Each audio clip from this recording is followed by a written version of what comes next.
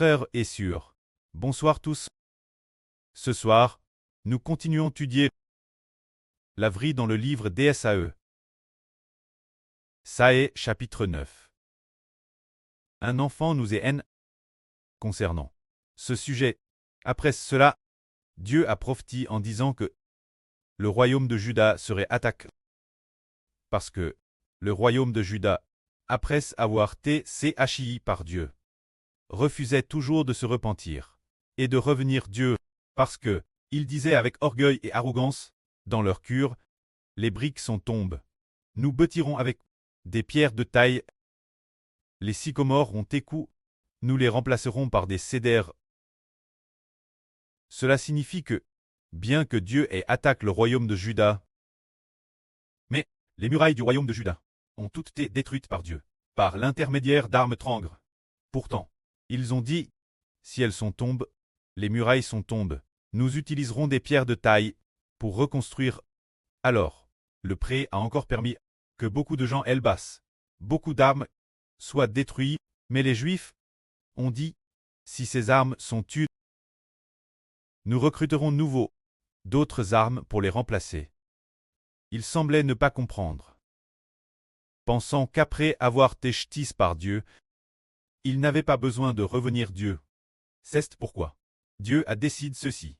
Jéhovah suscitera les Araméens pour attaquer Israël et excitera les ennemis d'Israël. Les Syriens l'Orient, les Philistins l'Occident, ils dévoreront Israël pleine bouche. C'est-à-dire les Juifs, les anciens Israélites, bien que châtiés par Dieu, et après avoir été frappés, ils ne sont toujours pas revenus Jéhovah. Alors, la colère de Jéhovah s'est encore en flamme, envoyant des armes trangres pour les attaquer. Quelle était donc la raison, qui les empêchait de revenir Jéhovah et de ne pas chercher Jéhovah? Jéhovah, c'est dire que c'est cause de leurs notables, de leurs anciens et des prophètes qui garent les gens par des mensonges. Ils garent le peuple par des mensonges, faisant en sorte que le peuple ne sache pas comment revenir Jéhovah. Mais plutôt, cause de l'abandon de Jéhovah. C'est pourquoi Jéhovah s'est mis dans une grande colère, attaquant le royaume de Juda. Plus tard, comme il continuait faire le mal, alors Dieu a prophétisé que le roi d'Assyrie, l'arme du roi d'Assyrie, l'arme appelée Sennachérib, viendrait attaquer Juda. Mais le pré a prophétisé en disant qu'il aiderait le royaume de Juda, parce que, cette époque dans le royaume de Juda, il y avait un bon roi, appelle le roi Zias, d'aider Juda, pour que les Juifs reviennent et se tournent vers Dieu. Ainsi, Dieu n'a pas vraiment le roi Assyrie détruire Israël. Il n'a pas détruit Juda. Ce moment-là, il est dit que quand leur nombre est devenu très faible, les Judens, leur nombre tant TRS réduit, TRS peu nombreux. Mais le reste, les rescaps, ceux qui ont fui la guerre, qui ont pu dans la famine, qui ont pu échapper de la peste envoyée par Dieu, ceux qui ont pu en échapper, ces personnes, elles ont une bonne qualité. Comme il est dit ici, en ce jour, le reste d'Israël et de la maison de Jacob. Les rescaps ne s'appuieront plus sur celui qui les frappait, mais s'appuieront avec saint cri sur Jéhovah le Saint d'Israël. Ce reste, se dire le reste de Jacob, reviendra vers le Dieu puissant. Israël, Madame, si ton peuple t'est comme le sable de la mer, seul, un petit nombre, le cœur du reste, pourra revenir, se tourner vers Jéhovah, car la destruction est résolue. La justice débordera comme un fleuve. Le pré cleste Jéhovah a décerté une sentence sévère, qui est de faire tuer une multitude de gens. Alors cette multitude, après serait morte de la peste de la famine. Et dans les guerres, ceux qui ont échappé la peste, la famine et la guerre, ces gens, ceux qui restent, le pré leur donne un cure Repentant, ils voient que leurs ancêtres, pour avoir abandonné Dieu, ont subi une si grande. Après cette destruction, ils comprennent alors qu'il faut revenir, se tourner vers Jéhovah, tout comme aujourd'hui, l'État d'Israël au Moyen-Orient. Si, nous disons aujourd'hui, de les faire revenir, se tourner vers Jéhovah, ils ne reviendraient probablement pas. Car le chemin pour revenir Jéhovah est de croire en Jésus, de croire au Sauveur, pour pouvoir revenir. Mais ils pensent qu'ils n'ont pas besoin de Jésus, pas besoin de salut, pas besoin de rédemption. Ils pensent qu'il leur suffit de se tourner vers Jéhovah en laissant de citer Jésus pour pouvoir retourner auprès de Dieu, jusqu'à ce que dans l'avenir, le pré fasse que durant la grande tribulation, il y ait une période de 3 ans et demi. Oh, la bête discorne! La bête discorne attaquera Jérusalem. Comme le Seigneur Christ l'a prophétise. Les armes du roi du Nord encercleront Jérusalem. Ce sont des jours de vengeance fixes par Dieu. Mais vengeance contre qui? Contre Jérusalem? Oh, se dire que Dieu va se venger sur les habitants de Jérusalem ont autrefois tué les prophètes de Jéhovah, et Madame ont osé tuer le Fils de Dieu. C'est pourquoi Dieu va faire en sorte que l'arme du roi du Nord entoure Jérusalem et rende Jérusalem déserte. Pas une pierre ne restera sur une autre, peut-être que, sur 10 personnes, une seule pourra échapper, pour ne pas prier. C'est dire que sur 10 personnes, il y en a peut-être 9, qui causent de la guerre ou de la famine, ou de la peste ont été exterminés. Et il n'en reste qu'une seule. Il n'en reste qu'une seule. Il est possible que Dieu permette ce survivant de comprendre et de se retourner, pour se tourner vers le Seigneur Jésus. Ce moment-tel, ils seront sauvés, car le pré dans le livre d'Ésaïe a aussi prophétisé en disant que les Judains, Dieu va les attaquer. Pour que les Judains du pays, Madame Silnen reste qu'un dixime, Dieu continue encore de les attaquer. Ainsi, cela les amène presque, au point de voir leur nation détruite. Après cela, il pourra seulement leur donner un cœur repentant. Ce moment-tel, ils pourront enfin se retourner et sincèrement se tourner vers Jéhovah, tout comme ce que le frère Ashbert vient de dire. Le reste de la maison de Jacob, ceux qui se sont chaps, pourront comprendre et se retourner pour se tourner vers Jéhovah. C'est cela, la merveilleuse volonté que Dieu établit. Dans le livre d'Ésaïe, le chapitre 11 raconte qu'il y a un jeune rameau. C'est dire quand il y aura cela. Quand le royaume de Juda, les Juifs d'aujourd'hui, les Israéliens du Moyen-Orient d'aujourd'hui, quand ils seront détruits, que sur 10 personnes, 9 auront déjà été détruites, et qu'il n'en restera qu'une seule. Ce survivant, le précleste, lui donnera l'occasion de se repentir, pour qu'il puisse se retourner et revenir au Seigneur. Ainsi, le salut devrait être pleinement proclamé. Concernant le salut, il a d'abord commencé Jérusalem, très prêche.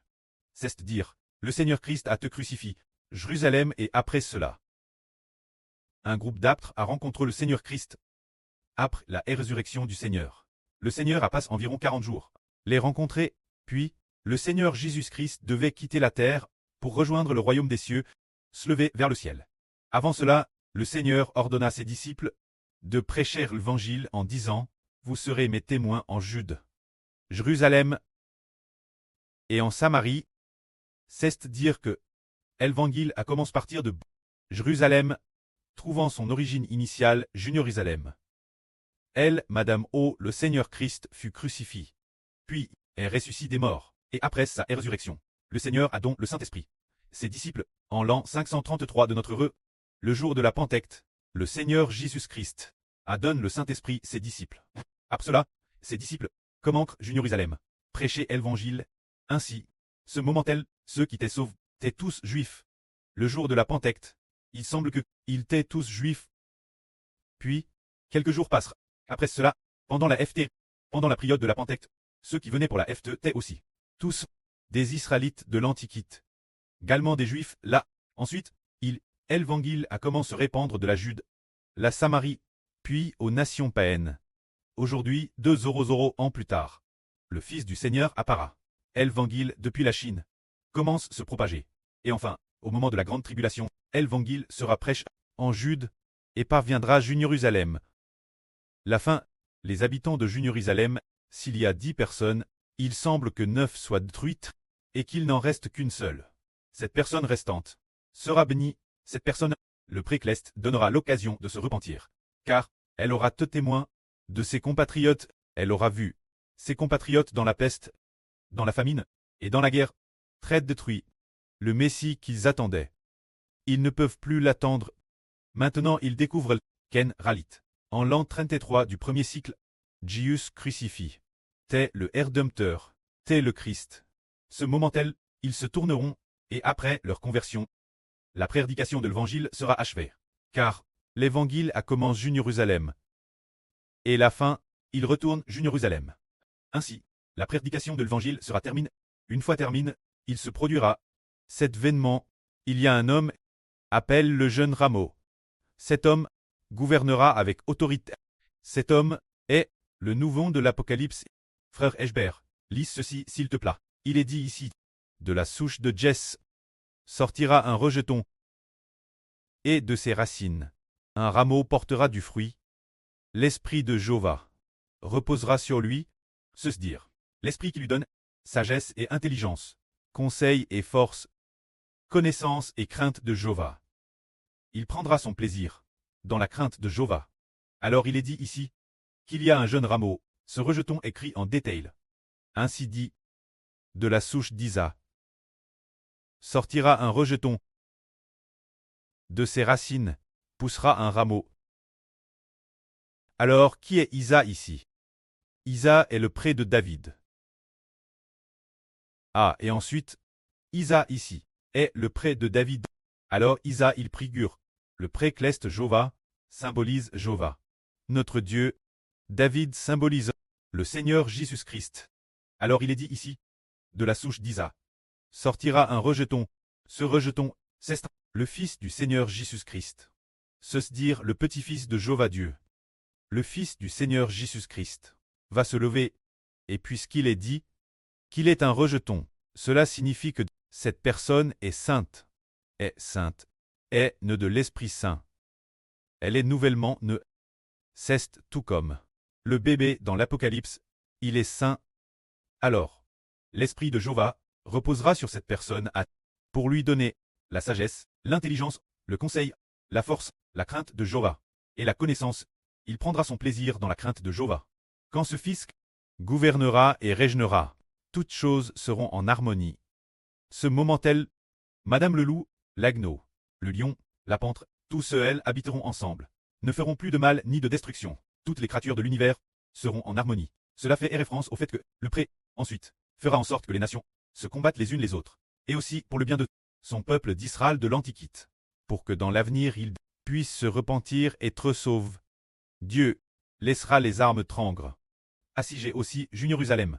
Pendant 3 ans et demi, les 3 ans et demi de la grande tribulation venir, ainsi, beaucoup de gens mourront, le reste des survivants pourra se repentir et se tourner vers le Seigneur. Alors, quand les Juifs se seront repentis, alors l'évangile sera accompli. Maintenant, l'évangile doit d'abord très prêche aux nations païennes. En cette époque actuelle, d'abord prêche toutes les nations et tribus païennes, et enfin, Jérusalem, une fois que Jérusalem sera comble, que le nombre sera complet. Alors l'évangile sera pleinement accompli. Que la gloire soit auprès et au Seigneur. Amen.